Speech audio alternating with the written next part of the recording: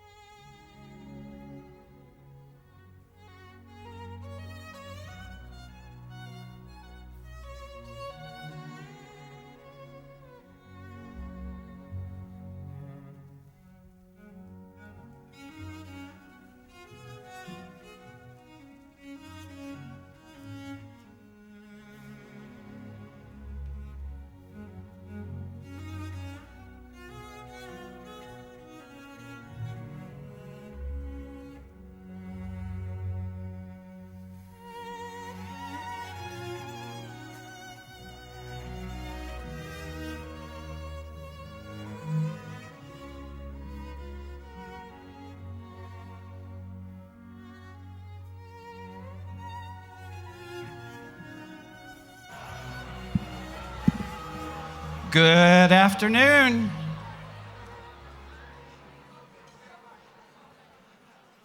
You know, there's probably no more powerful position than right here being able to quiet a room, right, with a greeting. Good afternoon.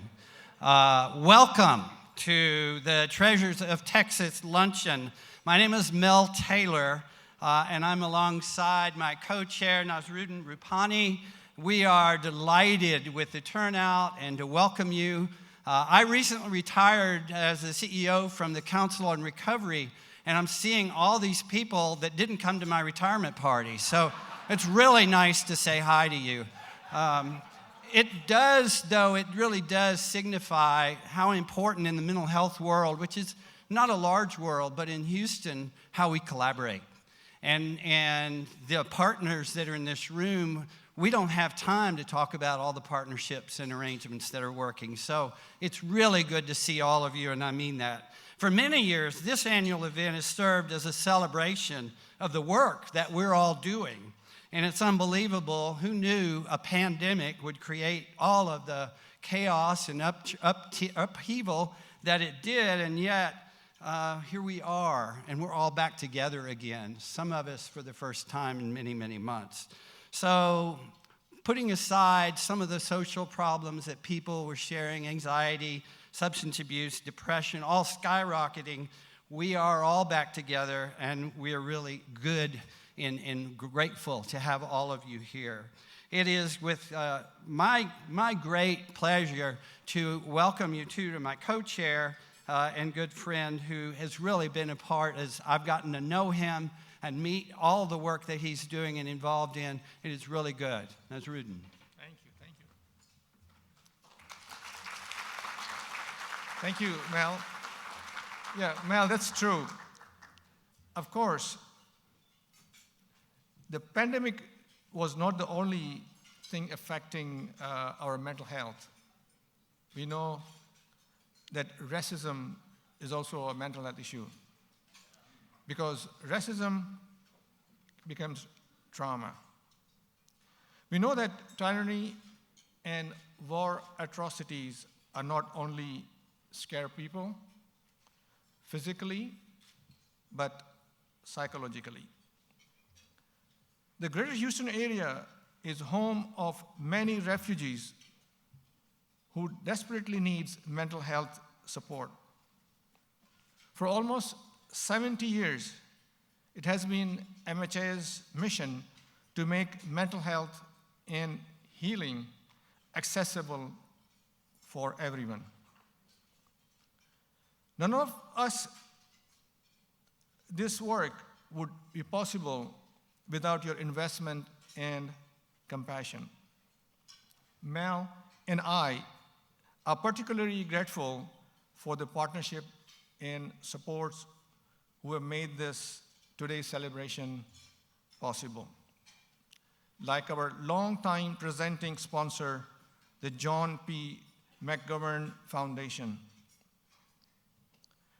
Other major underwriters, including our dear friends, Shokat Danani, Stanford and Joe Alexander, Limor and Stuart Smith, and the Burgerius Family Foundation. I hope you'll take a moment to look at the sponsor list in your program. Finally, you may have noticed that some in the room are fasting and observing Ramadan. For everyone else, please take this time to enjoy the meal. Thank you.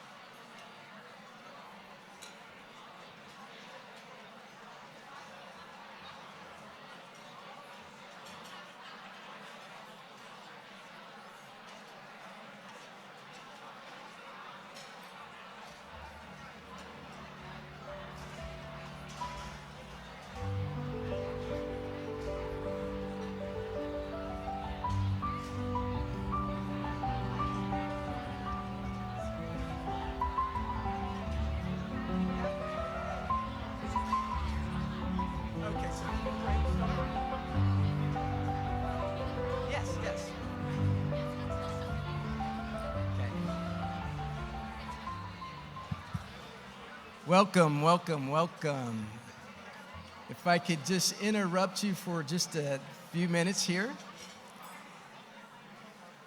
And I want to welcome everybody to Treasures of Texas 2022. My name's Mark Carter, and I'm chairman of Mental Health America, Greater Houston. And so it's a real honor for me to be here and to have every one of you here in this room with us. The theme of this year's luncheon is stories of courage. After years of battling COVID-19, the lives lost, the strain put on medical professionals, schools, and parents, brings us to this point where we simply want to say, thank you. Thank you for your tireless fight for humanity.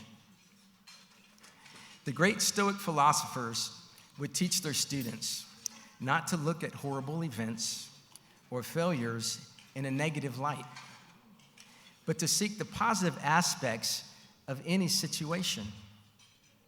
This was done simply to make life more bearable and to give them the ability to move forward.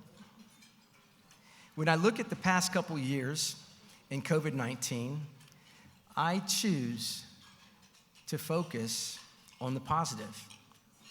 It's a choice. It's a choice, you know. One of the positives out of COVID is that mental health became a priority on a national scale. People who had never given mental health a serious thought were now stuck in their homes, isolated from friends, sometimes families. So, as a nation, the discussion began, and we responded. We found ways to create virtual communities and schools as a response to worldwide lockdowns. Telehealth was refined, and even apps were created to keep you mindful of your mental wellness.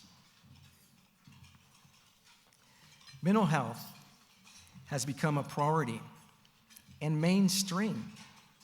Not only do we thank the courage of mental health providers, but we need to think and thank people like Simone Biles, Michael Phelps, who had the courage to prioritize their mental health.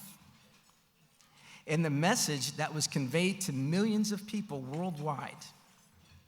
In other words, if Simone can feel sad and ask for help, so can I. This luncheon, thank you.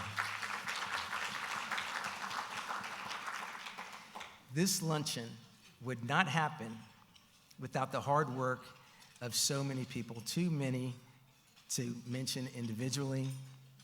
So I want to thank you all for what you've done today. I want to give special thanks to Dr. Shaw. His work in the mental health community is well documented, but it is his leadership as a board member and chairman that I am most grateful for. Thank you.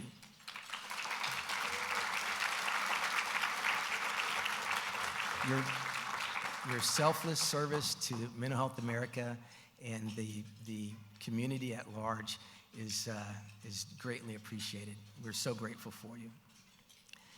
So, ladies and gentlemen, thank you for your support and enjoy the luncheon. I'll now turn and give this podium over to Ms. Renee Tomczyk. She is CEO of Mental Health America, Greater Houston. Thank you.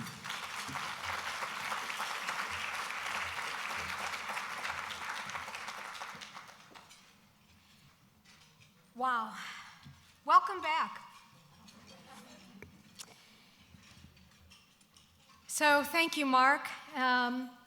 Every day I go to the office grateful to be working alongside a team that embodies fearlessness and actionable innovation.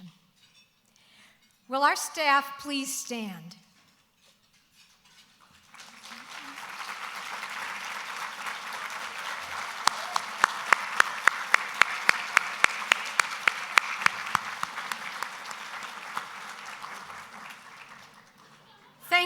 thank you for helping to celebrate the outstanding professionals of Mental Health America of Greater Houston.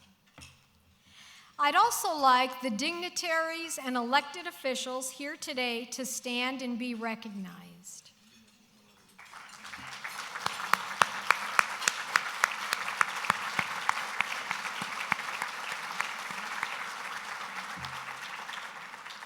As policy leaders, you understand the intrinsic value of every human being, and we thank you for your commitment to mental health.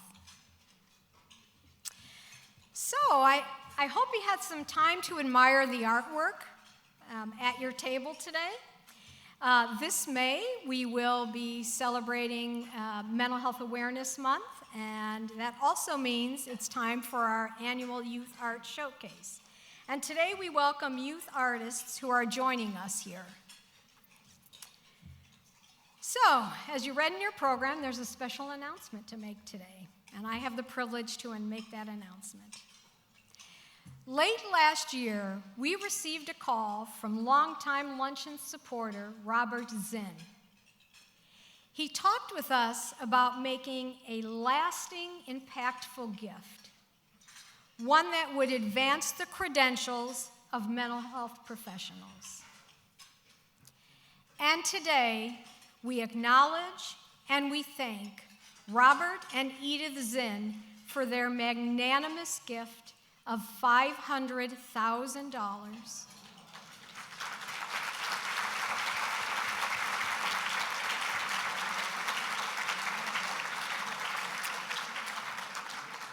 These funds will help to support the development of Southeast Texas's first comprehensive certification course to train behavioral health practitioners to work in primary care settings. Thus, this will bolster greater access to care for all. Mr. Zinn and his family could not be with us today, but we are videotaping the program to share MHA's gratitude, along with the gratitude of those in attendance today for this selfless gift that will impact community well-being for years to come.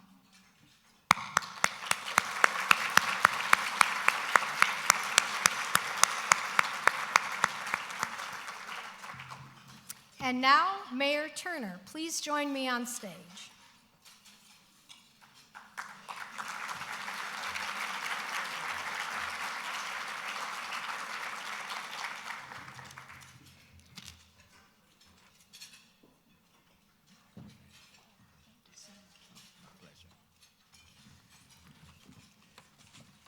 Look, let me start off by thanking Renee, and certainly it's an honor to be with each and every one of you today with Mental Health America of Greater Houston, and with everyone who is present.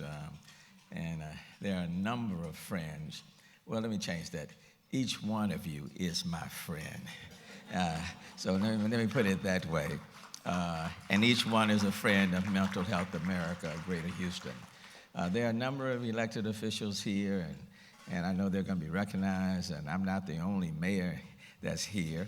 I got my good friend, Mayor Joe Zimmerman of Sugar Land, that's here in the house. Joe, good to be with you.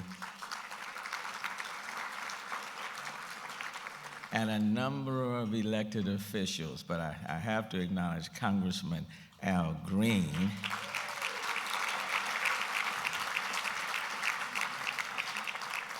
I say that intentionally because, you know, they have those community projects that are coming up. They call them earmarks. And he was so successful the last round. I know he'll be even better this round. So I have to acknowledge Congressman Al Green. To all of the elected officials on the state level, on the county level, city councils of both Houston and Sugar Land and other areas, all of the law enforcement officials that are here across the board, people from the business community that I've had the privilege of working with over the years, so many people, and especially to the honoree that we'll be acknowledging very, very, very shortly, a dear friend. Look, let me just be very brief. You know, I reflect back, Emma Hogg, who pretty much that great philanthropist that started this organization going back in 1954, which was just a very special year in and of itself, placing a great deal of emphasis on mental health and mental health awareness. And from just speaking just from the city of Houston's perspective, over the last 6 years or so, Jody, we have faced 7 federally declared disasters. 7, not 1 or 2, but 7, which means that for so many of our people, they're in a constant state of need and recovery, And you can rebuild their homes, but what about the impact on their own emotional well-being? Because every time storm clouds arise, people are wondering, are we going to be okay? And then when you couple that with coronavirus of the last 2+ years, Commissioner Garcia, it just makes it even tough, where people literally had to change their whole lifestyles and had to readjust. And that has been traumatic. But I'm gonna agree with Judge Carter. The positiveness from that is that even with 7 declared disasters and even 2+ years of COVID, we have proven to be resilient and we bounce back. But you don't do it by yourself because you need that support. You know, you can break a bone, you immediately go to the doctor and they'll fix it. But for people who are suffering from mental, behavioral, emotional trauma, sometimes we try to deal with that on our own. And truth be told, it's not just the Simone Biles of the world. There are a lot of us in this room that deal with that stress, that anxiety. We all deal with it. I deal with it. And you just have to find the support that you need to move forward. And that's why this luncheon is so important. And I want to thank Robert and Edith Zing for their contribution and appreciate them for what they are doing because there are a lot of potholes on the street. And you can put asphalt in those potholes. But let me tell you, there are a lot of people who are walking on those streets, driving on those streets with potholes within their lives. And those are the potholes that we must fill. The ones on the street, we can deal with. But you want to fix that human infrastructure that's so important. And so today we have the privilege in the memory of Emma Hogg to acknowledge someone who's been on the forefront, someone who has been out there doing the job, making things happen, providing people with what they need to move forward. And I'm going to ask at this moment that you turn your attention, I believe, to the screen.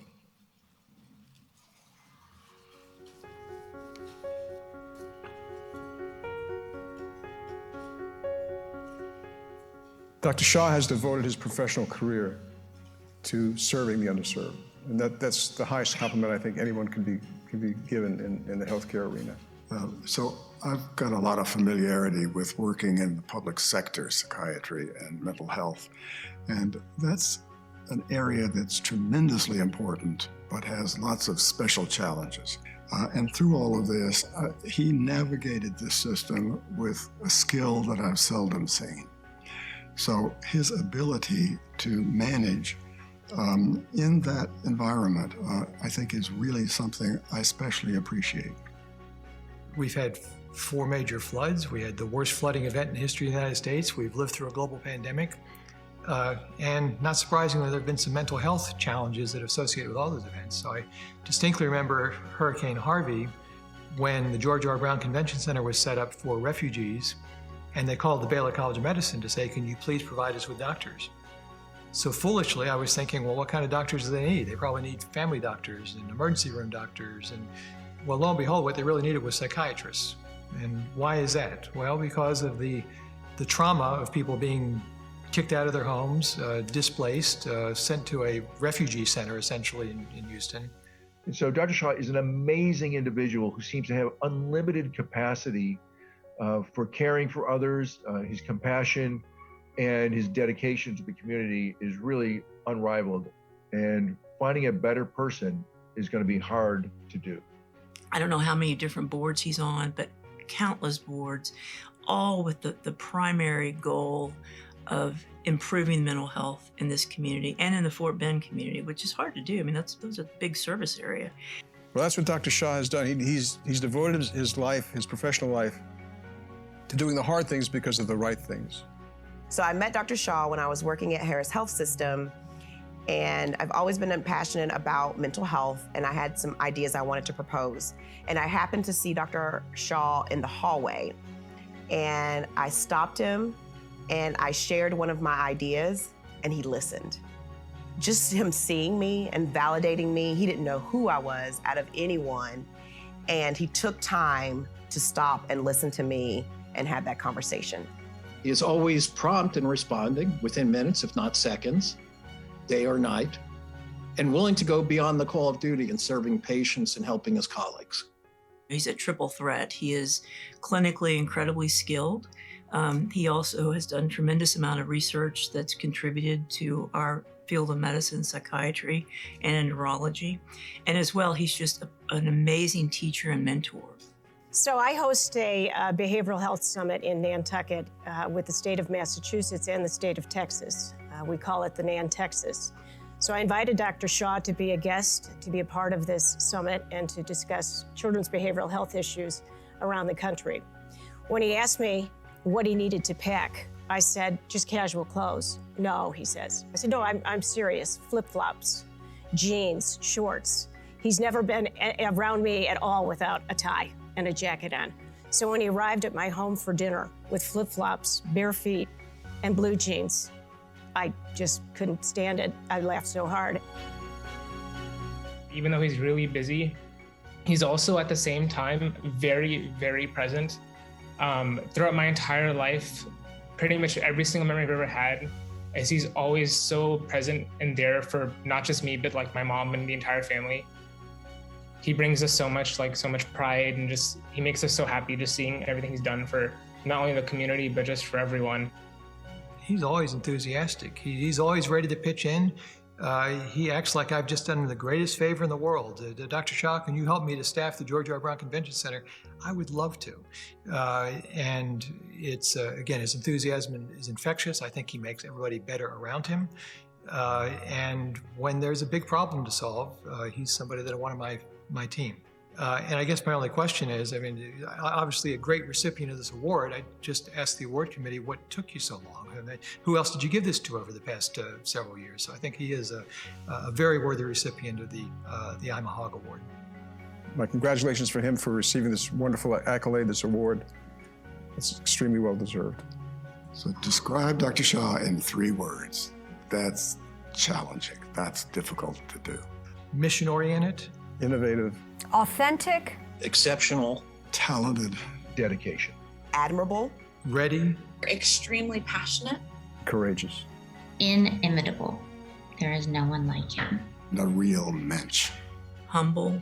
Unselfish, honest, and true blue.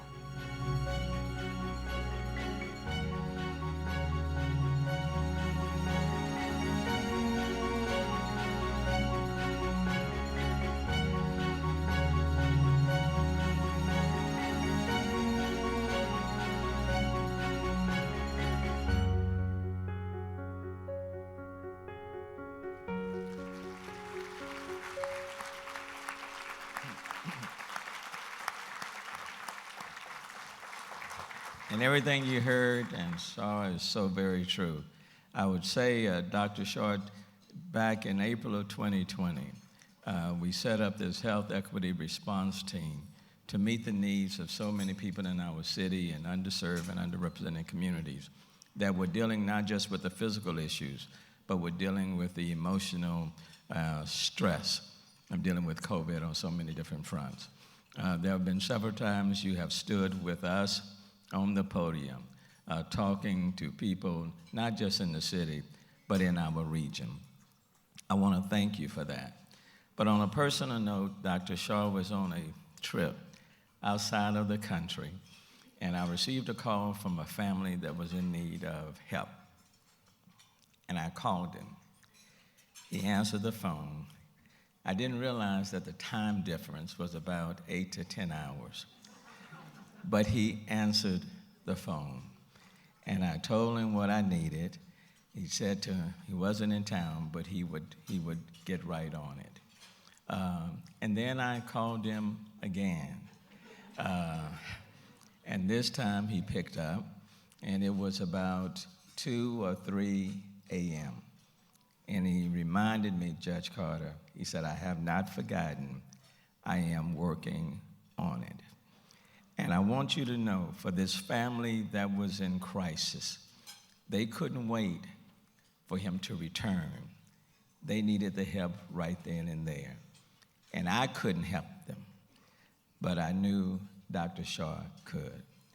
And even with him being so far away, I want you to know he came to the rescue of that family and met them in their moment of crisis.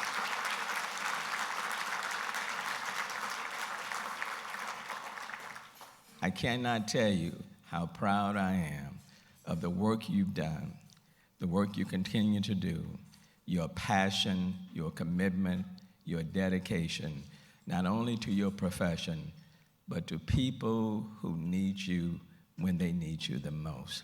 And for that, I believe you are very deserving of the Emma Hogg Award for what you have done, for what you are doing, and for what you stand for.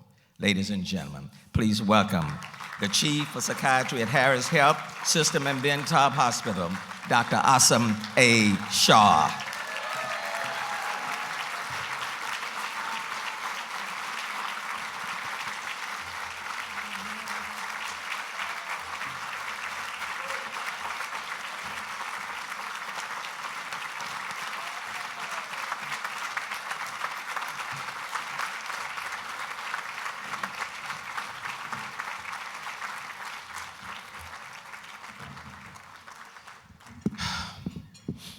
Thank you. This is really very touching. The video was amazing, and I don't know how you guys cheated, son. I don't know how you cheated. I didn't know that so many people are going to take part, and I didn't know you were part of it too, like that. Thank you. Really making me speechless, which is not that easy for me, but it's really an honor to be here, standing here, and I'm a little bit emotional now. As a recipient of 37th I'm Hogg Award, being in the club of people like William P. Hobby, John P. McGovern, Maureen Hackett, Jim McInville, and Liz is here, Judge Carter himself, and so many others, George Massey, my dear friend. It's really an honor. When I moved to Houston about 15 plus years ago, I never thought I would be ever standing here. And Houston has been really good to me. My Harris Health family, my Baylor family, they have the leaders who all are here. They have really let me do what I wanted to do. All my life, my mission had been to, like Mayor said, to try to create early access to mental health for people who don't have insurance, who don't have means, and not only access, early access, and to reduce stigma. And as Mo has always said, and I'm going to steal her line, even the word mental health has stigma in it, so we should call it brain health. But it is tough with all of that, but we have done, Harris Health and Baylor combination, we have done a lot of good things. There's so many people here. This is really amazing, the house full in spite of a weekday. Really thankful to all the friendships we have made, I have made, all the collaborations. And honestly, the most important thing here is that people who know me know that when I come home, I go to my study. I'm still working or doing something or receiving a call or talking to something. And as Wayne said, that I respond to emails. I wake up in the middle of the night and still check my phone and respond to emails, which is a little bit odd maybe or whatever, but I do that. And it's not easy to live with me, so really appreciate my wife, Nair, who's sitting here. She has been really a pillar, 29 years, and my son, Ali. Thank you, son. Thank you. Truly, without the support of my wife and my son, nothing has been possible, so really appreciate both of them. And it's all the prayers of my mother, who's no longer with us. She died 3 years ago of Parkinson's and dementia. I'm going to just leave with one quote from Glenn Close. Really, what mental health needs is more sunlight, more candor, more unashamed conversation. We don't need to give in to stigma. A diagnosis is not something which will make you who you are. It's you who will decide who you are. So please keep that in mind. Thank you. God bless.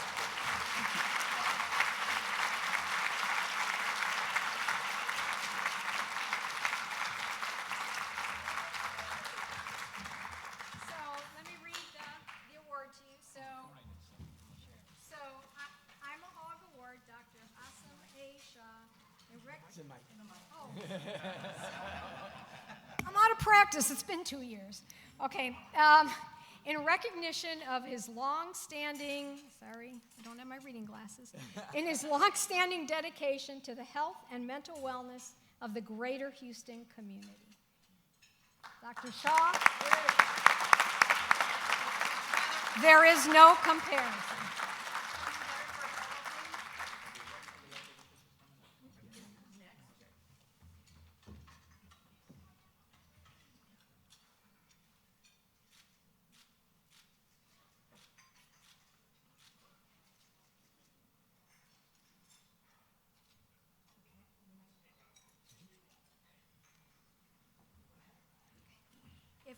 If we can get the elected officials and dignitaries in the room to come up for a photo with Dr. Shaw.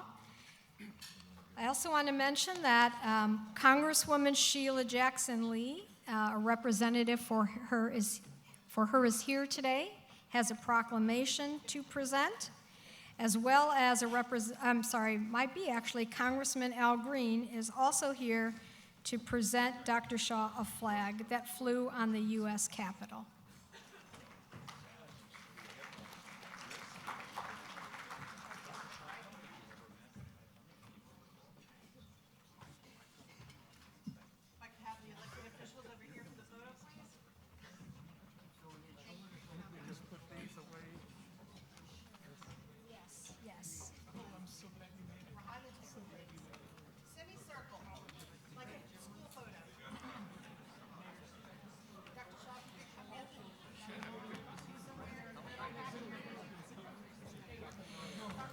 So while we're taking this photo opportunity here, I do want to take a moment to recognize our current and former board members of Mental Health America, as well as the current and former trustees of Mental Health America Foundation. So if you all, current and former board members, will please stand and be recognized.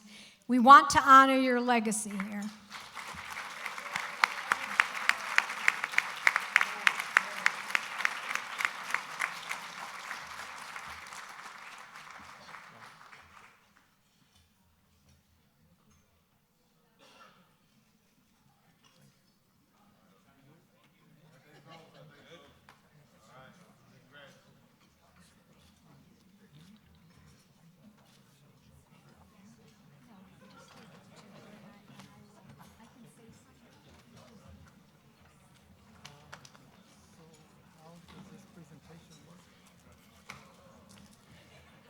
As we all know, behind many great men, there is a woman. And so it would not be right if we also did not honor Mrs. Shaw.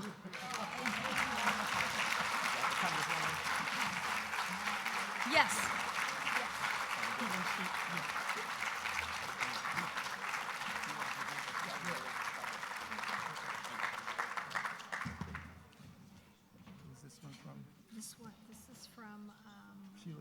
Jackson.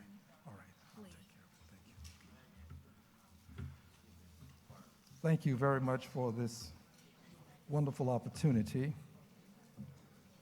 It is my preeminent privilege, my superlative pleasure, and my splendiferous honor to make this presentation on this most auspicious occasion. I promise to be pithy and concise, terse and laconic. I will speak for myself and my colleague, Jackson Lee. And I will simply remind us of the words, I am told, of Ruth Smeltzer. She reminds us that some measure their lives by days and years, others by heartthrobs, passions, and tears. But the surest measure under God's sun is what for others in your lifetime have you done. Doctor, we want to thank you for what you've done for others in your lifetime by presenting you a flag. Don't worry about it, it'll still take care of me. Presenting you a flag that was flown over the capital of the United States of America.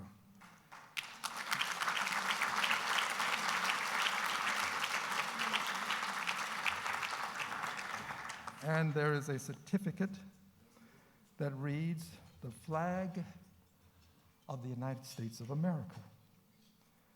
This is to certify that the accompanying flag was flown over the United States Capitol at the request of the Honorable Al Green, Member of Congress, and Sheila Jackson Lee, Member of Congress. And this flag is presented to Dr. Asim A. Shah in honor of your service to your community and to your country. And I do so on behalf of the constituents of the 9th and the 18th congressional districts. But I also do so on behalf of people of goodwill who appreciate all that you have done to help people that you will never meet and greet, many of whom are among the least, the last, and the lost. We thank you.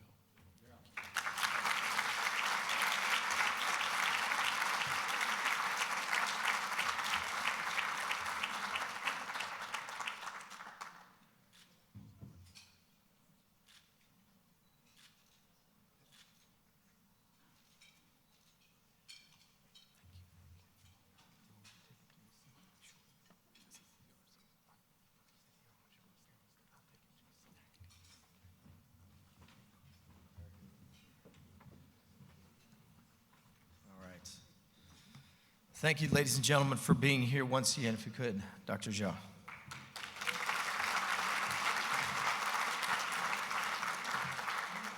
I am going to be your moderator. My name is Justin Stapleton. I am with KPRC Channel 2, as it says in your program, psychologist turned meteorologist. I play one on TV.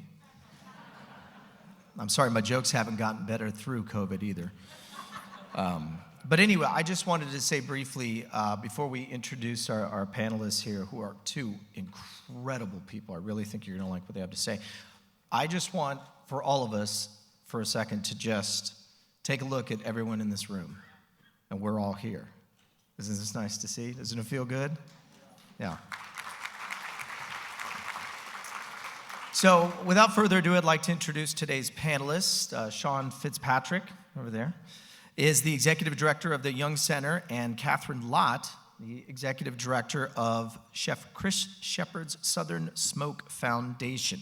So without further ado, we're going to have a little conversation. So ladies and gentlemen, if you would help me welcome Sean and Catherine. All right. So very excited. One, thank you both for being here. Thanks for having us. Yes, this was very nice. Live events. So, let me tell you a story about weather. I'm just kidding. You don't want to hear a story about it. Anyway. No, thank you both for coming here to share some of the mental health concerns that you've witnessed over the last couple of years, that we've all witnessed over the last couple of years, but in particular, what both of you do, having firsthand knowledge of how it's affected each of your different industries, and just sort of how you're responding. So, Catherine, let's kick things off with you, and Sean, obviously jump in as you feel that we need to. So, Catherine, Executive Director of the Southern Smoke Foundation with Chef Chris Shepard. Nobody's ever heard of Chef Shepard, right? Never tried his stuff. You know, one of the things I think that everyone can relate to if you're not in the retail industry is that everybody has at least heard of and or watched and or seen Anthony Bourdain. I know he sort of served as a you know, an iconic figure in the hospitality industry with restaurants too, but also had his own demons that he fought and ultimately lost to. Give us a sense of how that sort of really affected everyone in the industry. Well, let's see. So we were doing this fun festival, Southern Smoke Festival, if anyone has gone. And then in 2017, Hurricane Harvey hit. We decided that we would then make the festival a true fundraiser for those efforts. Then that's how our crisis relief funding efforts came about. And then in 2018, Anthony Bourdain passed. And we not only saw the devastation that it caused within the food and beverage industry, but then we saw copycats of that. And we happened to be doing the festival at that time, so we had all of these beautiful minds from around the nation, some of the best, most influential chefs meet in a room. And the only person allowed from the outside, and if Chad the mayor is here, he was the only person allowed in from the outside to help us have this conversation around what was happening within our sector, within food and beverage, and what we could do. And what we walked away from out of a very long meeting was we were going to start a hotline specifically for people in the food and beverage industry.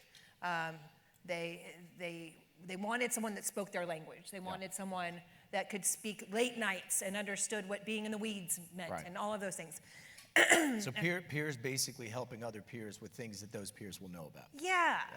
And you know, the food and beverage industry is very insular. You know, each restaurant considers themselves a family. It is very much, Chris Shepard calls them pirates.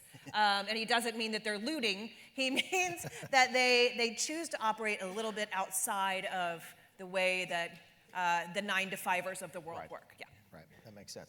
And Sean, given what you do over at the Young Center there, let's fast forward from 2018 to 2020 when, and Mel and I were actually talking over at the table there that, you know, we all in this room here have gone through something that none of us were alive for when it happened the last time. So we don't have a precedent to hold on to. So we're all sort of going through this together. And that takes a toll on all of us, regardless of what we do, but even more so for the mental health city county workers who are not only trying to handle how they're getting through it, but folks that are asking for help and need as well. Yeah, one of the ways that, well, my life has been transformed by the work, and the Young Center during the pandemic has been focused, we've always been focused on the well-being of human service workers, and it's been amplified during the pandemic. And so what I want to do is tell you a story about one of these people. Her name is Allison, real person, still employed, Harris County Public Health, and thriving, but I want to tell you about the effect of this on her. So I'm going to tell you her job title at the end.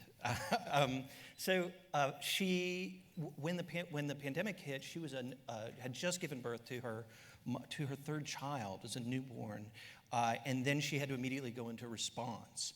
And response for her and for much of city, county public health departments around the country looked like 80 to 100-hour weeks, not for 4 weeks or 6 weeks of a hurricane response, but for years. Right. Yeah. And she and her husband made this decision, which is agonizing as a parent, which was to send her husband and her 3 children, including this newborn, to live with her mother, while she lived alone and went to work alone so that she would keep them safe. from the pandemic. And how many stories across the country do we see of this? Yeah, it's over and over and over again. What happens with Allison is that eventually the family comes to join her, and over the Thanksgiving weekend 2020, the eventual thing happens, which is that COVID comes into the house. Right. And she worked through the Thanksgiving weekend on the computer with a fever and COVID symptoms and guilt. Flash forward to January, she gets a cold. February, she has a respiratory infection. March, she wakes up one morning and literally can't get out of bed because she has flat on your back pneumonia. For 3 weeks, she couldn't move. She couldn't be a mother. She couldn't be a partner.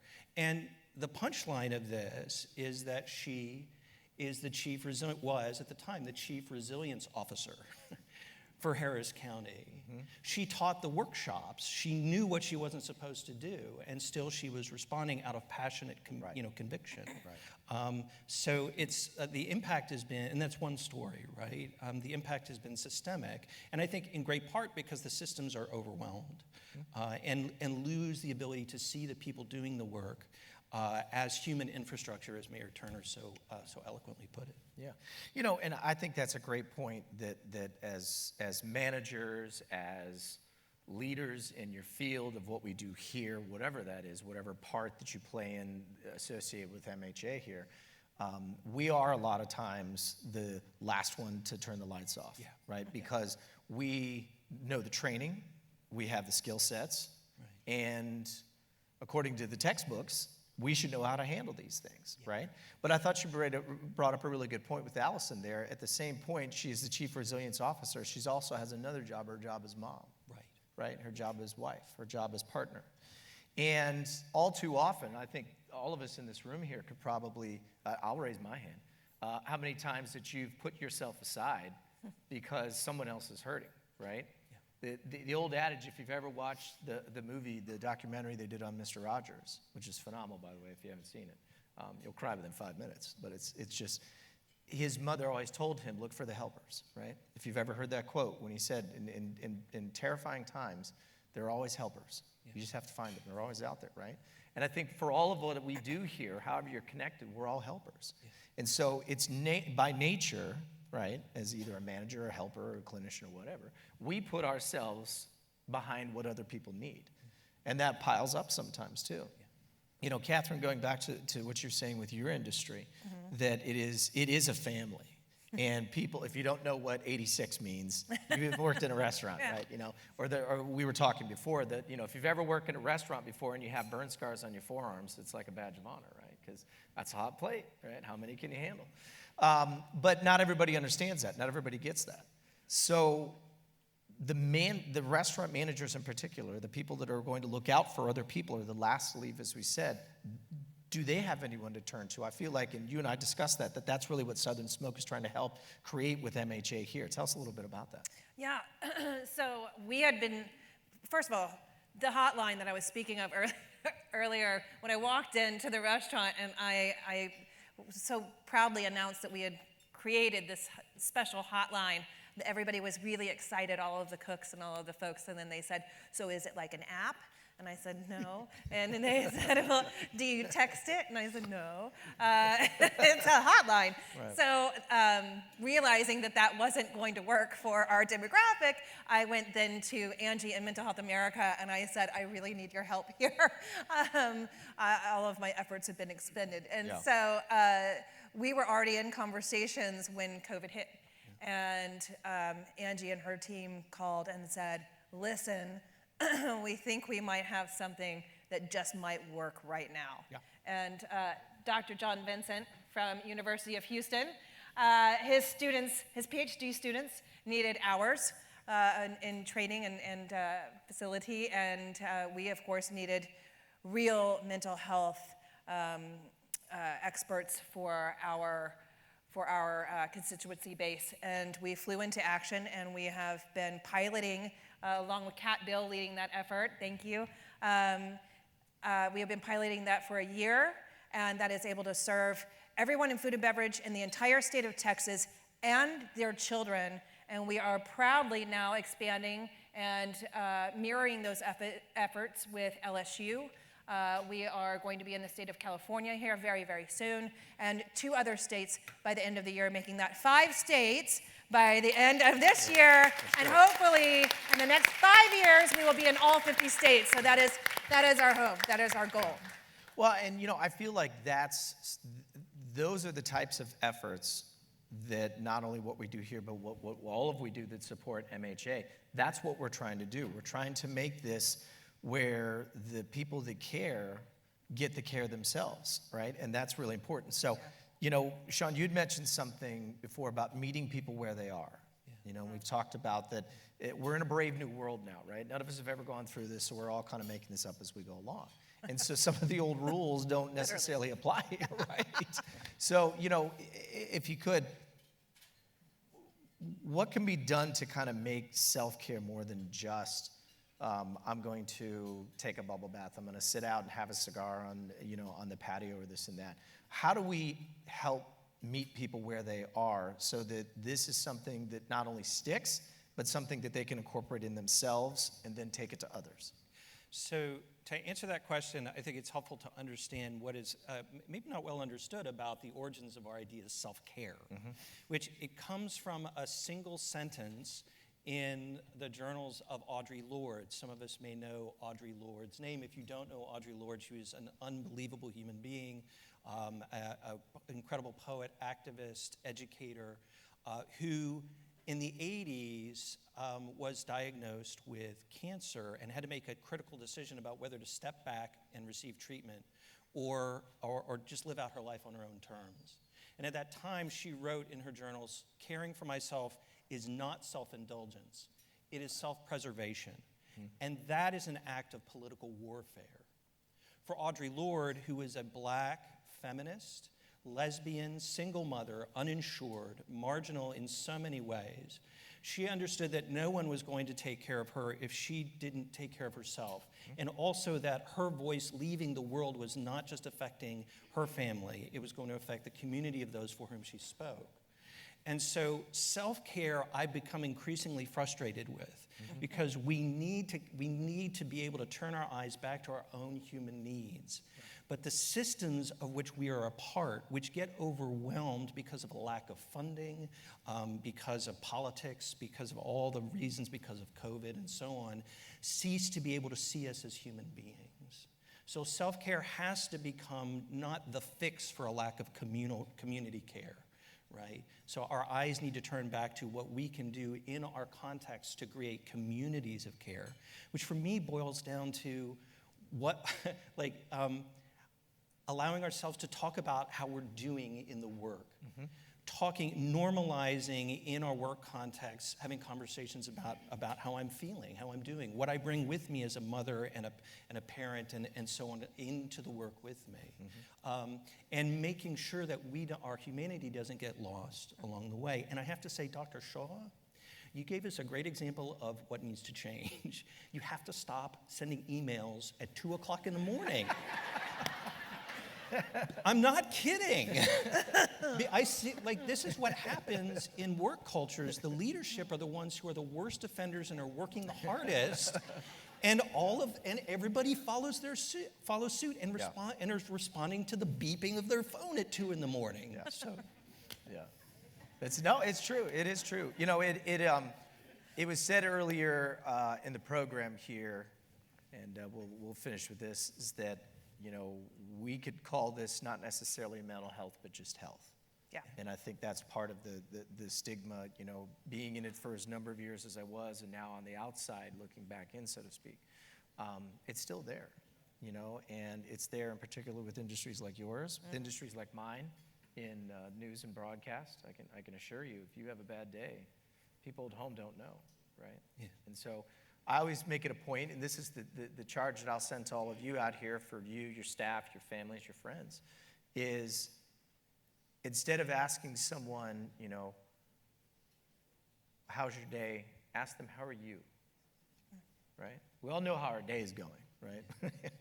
We're all about to go back and start hitting those email boxes again here and this and that. But how are you, right?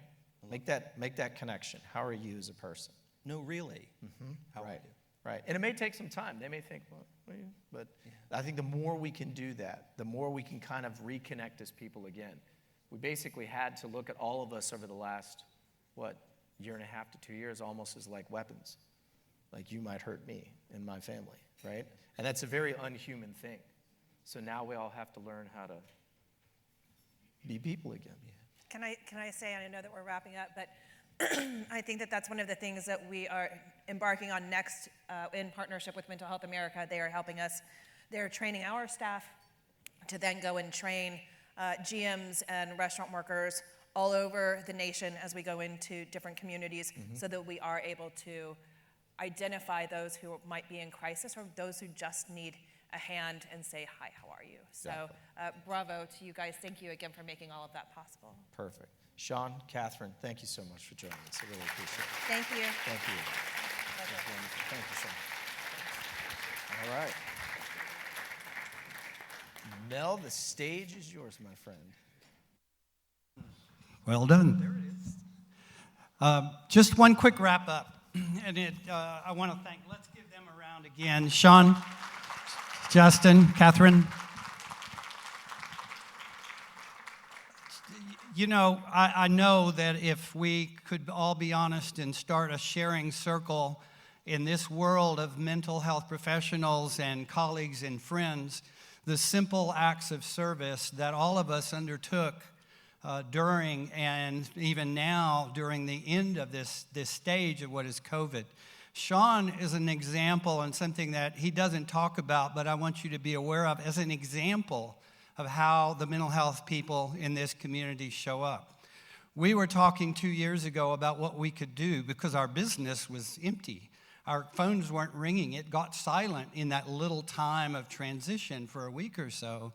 Sean said, I know what I can do. I'm going to go down and work with the forensic people at the Harris County Department of Health, right in the front lines, and he started talking to them and working with them gratis just to be in service. And he continues to do that and has set the stage for supporting people who are undergoing huge burnout, huge overload. I just want to recognize that simple act of service, Sean. Thank you.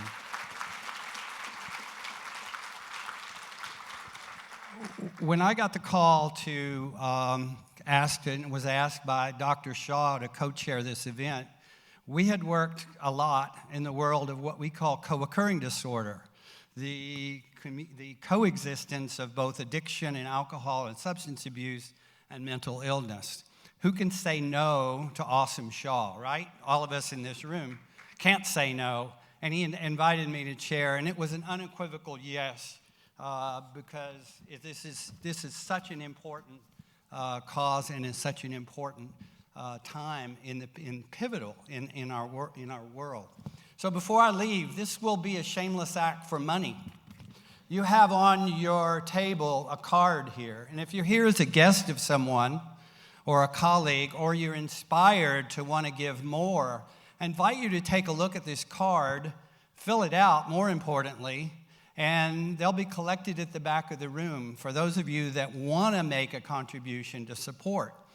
Who can we support? Well, let's think about it. I can't think of a group that is not in need of additional resources, additional counsel, additional emotional and professional support for what's going on in the mental health side of our world.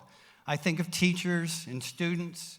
I think of the MHA Center for School Behavioral Health and how they could use our support. I think of veterans and the work that MHA has been doing with veterans and struggling. And I can only think of, as Ukraine situation begins to shift, that we will see more and more people coming to our community because we're welcoming and supportive. But how do we reach out and support and continue to do that? And then finally, at the state and federal level, MHA's advocacy and public policy work that they do are essential to ensuring that we continue to provide the financial support, now more than ever, for this community and for mental health as well. So if you would join me in taking a look at this card and making a contribution, as I bid you good afternoon and thank you all. We are very, very grateful for your attendance, for the great programming, And to my great congratulations to my close friend, Dr. Awesome Shaw. Thank you all. Have a good evening.